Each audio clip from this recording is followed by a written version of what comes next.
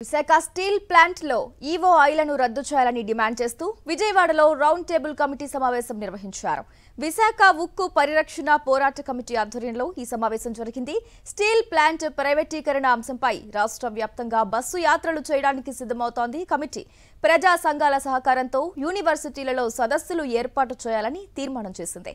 విజయవాడ ధర్నా చౌక్ లో మహాధర్నా చేపట్టేందుకు తీర్మానించింది. విజయవాడలో జరిగిన రౌండ్ టేబుల్ మీటింగ్ లో తీర్మానం ప్రకటించిన ఉక్కు పోరాట కమిటీ నాయకుల నుంచి మరింత సమాచారాన్ని మా ప్రతినిధి నరేష్ అందిస్తారు. స్టీల్ ప్లాంట్ ప్రైవేటీకరణ అంశం ప్రస్తుతం ఆంధ్రప్రదేశ్లో పూర్తిగా కూడా అగ్గిరాజేసుకుంటుందని చెప్పుకోవచ్చు.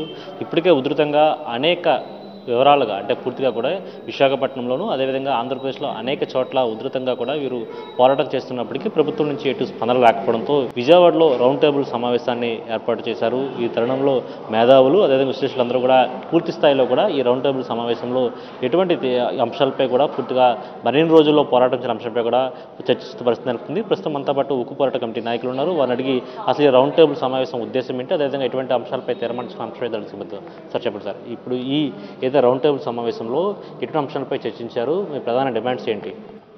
విశాఖ స్టీల్ ప్లాంట్ రక్షించడానికి మొన్న శాసన మండలిలో చర్చ జరిగింది. కానీ ప్రభుత్వం క్యాప్టివ్ మైన్స్ గురించి మాట్లాడాల. ఈరోజు స్టీల్ ప్లాంట్ ప్రధానమైనటువంటి సమస్య సొంత గనులు లేకపోవడం. Mines and mineral development regulation act ప్రకారం ప్రభుత్వ రంగ పరిశ్రమకి ఇవ్వాలి. ఆర్సెల్ఆర్ మిట్టల్కి మైన్స్ అడుగుతున్నారు కానీ విశాఖ స్టీల్ ప్లాంట్కి మైన్స్ అడగడం లేదు. ఇదే ప్రధానమైన. దీనివల్ల టన్ను తవ్వి తీసుకుంటే సొంత గనులు ఉన్న వాళ్ళకి ఒక టన్నుకి 800 రూపాయలు అవుతుంది. కానీ బయట కొనడం వల్ల 8,500 రూపాయలు ఒక టన్నుకు చెల్లించు.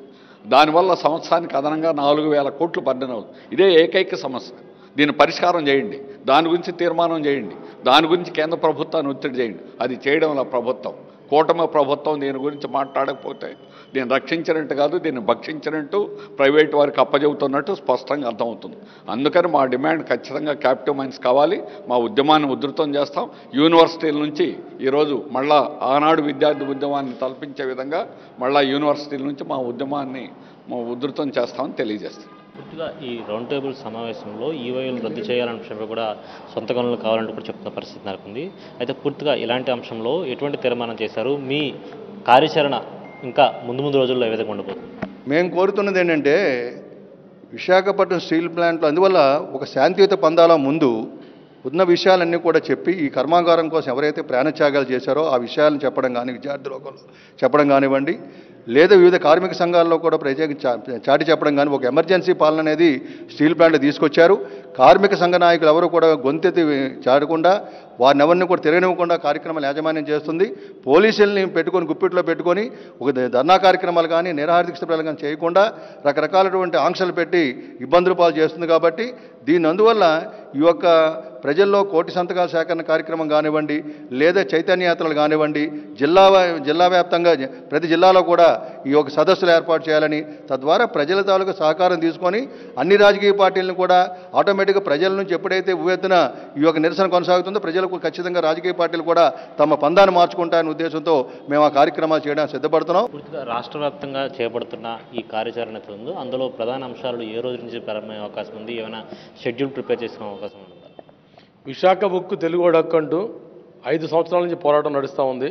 ఈ ఉద్యమ నేపథ్యంలో ఎంపీ భవన్లో ఈరోజు ప్రజా సంఘాల మేధావులతో రౌండ్ టేబుల్ సమావేశం నిర్వహించి వారి తాలూకా మద్దతును కూడగట్టి భవిష్యత్తులో దీన్ని రాష్ట్ర వ్యాప్త ఉద్యమంగా తీసుకుపోయి రాష్ట్ర వ్యాప్త ఉద్యమానికి సన్నద్ధం కాబోతా ఉన్నాం.